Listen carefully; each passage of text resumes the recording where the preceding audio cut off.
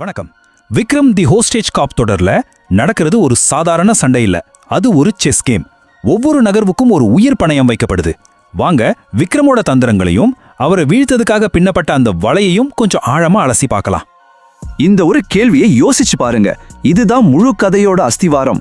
ஒரு பக்கம் கனரக ஆயுதங்களோட ஒரு டெரரிஸ்ட் டீம், இன்னொரு பக்கம் பூட்டி போன ஒரு பேங்க். இதுக்கு நடுவுல கையில துப்பாக்கி கூட இல்லாம சஸ்பெண்ட் செய்யப்பட்ட ஒரு போலீஸ் அதிகாரி தனியா மாட்டிட்டு இருக்காரு. இது வெறும் தப்பிச்சு வர்றதுக்கான போராட்டம் இல்ல, இது புத்திய வச்சு ஜெயிக்க வேண்டிய ஒரு போர். சரி, எந்த ஒரு ஆட்டமா இருந்தாலும் அதுக்கு 2 பிளேயர்ஸ் வேணும் இல்லையா? இங்க நம்ம ஆட்டத்துல ஒருத்தர் ரொம்ப தந்திரமான ஒரு வேட்டைக்காரன், இன்னொருத்தர் அந்த வேட்டைக்காரங்கிட்ட இருந்து தப்பிக்க வழி தேடுற ஒரு புத்திசாலி எலி.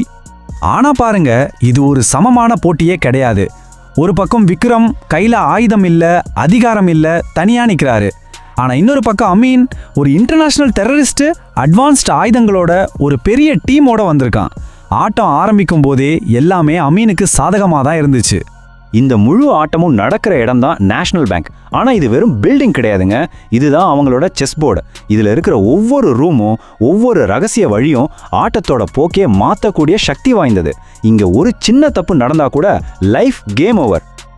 இப்போ அந்த வேட்டைக்காரனான அமீன் எப்படி தப்பிக்கவே முடியாத ஒரு புரிய வச்சு அந்த பேங்கை தன்னோட முழு கட்டுப்பாட்டுக்குள்ள கொண்டு வர்றான்னு பார்க்கலாம். அமீனோட மூவ் ஷெம ஷார்ப். சட்டுன்னு கண் இமைக்கிற நேரத்தில் முழு பேங்க்கும் அவனோட கண்ட்ரோலுக்கு போயிடுது. CCTV cut, phone line cut, வெளி உலகத்து கூட எந்த தொடர்பும் இல்லை. வெளியில் இருக்கிற போலீஸ் என்ன நினைக்கிறாங்க, ஏதோ சாதாரண கொள்ளைன்னு. ஆனால் உள்ள அமீன் ஒரு இரும்பு கோட்டையே கட்டி வச்சிருக்கான். இந்த கலைபரத்துக்கு நடுவில் நம்ம விக்ரம் என்ன பண்ணுறாரு தெரியுமா? மற்ற பணைய கைதிகளோட கூட்டத்தில் அவங்களோட பயத்தில் ஒரு ஆவி மாதிரி தண்ணியை மறைச்சிக்கிறாரு. அவரால் அப்போ எதுவும் செய்ய முடியாது, ஆனால் நடக்கிற எல்லாத்தையும் கவனிக்க முடியும். அதுதான் அவரோட அப்போதைய மிகப்பெரிய ஆயுதம், கண்ணுக்கு தெரியாம இருக்கிறது. ஆனா ஒன்னு தெரிஞ்சுக்கோங்க, ஒரு மூளையில முடங்கின எலிதான் ரொம்பவும் ஆபத்தானது. இப்போதான் ஆட்டமே தலைகீழா மாறப்போகுது. விக்ரமோட பதிலடி ஆரம்பமாகுது. விக்ரமோட பிளான் ரொம்ப சிம்பிள். கையில ஆயுதம் இல்லையா, பரவாயில்ல, அந்த பேங்கையே ஒரு ஆயுதமா மாத்தணும். அந்த பேங்கோட ப்ளூ பிரிண்ட் அவர் காத்துப்படி. அதனால ஒரு நிழல் யுத்தத்தை ஆரம்பிக்கிறாரு. ஏசி டக்ட் வழியா நகர்றது, ஒரு பழைய ஃபோன் லைனை கண்டுபிடிச்சு வெளியில தகவல் சொல்றது, பவரை கட் பண்றதுன்னு அமீனோட பிளான்ல ஓட்ட போட ஆரம்பிக்கிறாரு. இப்போ அமீனுக்கே ஒரு கன்ஃபியூஷன், யாரு வேட்டையாடுறது, யாரு வேட்டையாடப்படுறதுன்னு. விக்ரம் உள்ளுக்குள்ள இந்த யுத்தத்தை நடத்திட்டு இருக்கும்போது தான் ஒரு பெரிய உண்மை வெளியே வருது. இந்த நாடகமே பணத்துக்காக நடக்கல. அப்போ எதுக்காக நடக்குது? உண்மையான பரிசு என்ன? இவ்ளோ பெரிய ரிஸ்க்கு, இத்தனை பேர் உயிர் பணயம், இதெல்லாம் பணத்துக்காக இல்லைன்னா அப்போ அமீன் தேடி வந்த விஷயம் எவ்வளோ பெருசா இருக்கணும்? அவன் உண்மையில எதை தேடுறான்? அதுக்கான பதில் ஒரே ஒரு ஹார்ட் டிரைவ். அதுல பணம் இல்லை, ஆனா பணத்தை விட பல மடங்கு சக்தி வாய்ந்த ஒன்று இருந்துச்சு. ஒரு அரசாங்கத்தையே ஆட்டி பார்க்குற அளவுக்கு ஒரு பயங்கரமான ரகசியம். இப்போ புரியுதா மேட்டரு? அந்த ஹார்ட் டிரைவ்ல இருக்கிறது வெறும் ஃபைல்ஸ் கிடையாது, அது ஒரு டைம் பாம்.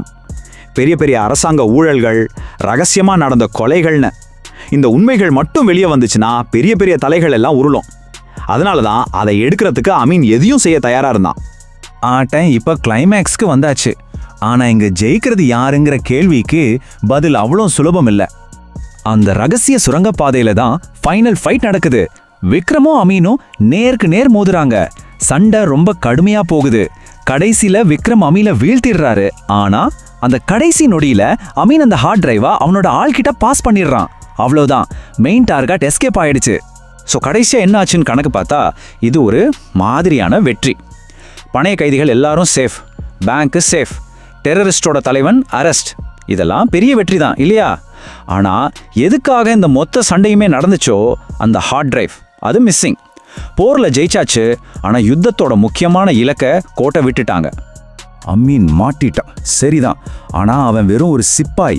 அவனை ஆட்டி வச்சு அந்த மாஸ்டர் மைண்ட் யாரு? இப்போ அந்த ஹார்ட் டிரைவ் யாரு கையில இருக்கு? அதை வச்சு அவங்க அடுத்ததை என்ன செய்ய போறாங்க? சொல்லப்போனா இந்த பேங்க்ல நடந்த ஆட்டம் முடிஞ்சிருக்கலாம், ஆனா உண்மையான ஆட்டமே இனிதான் ஆரம்பிக்க போகுது.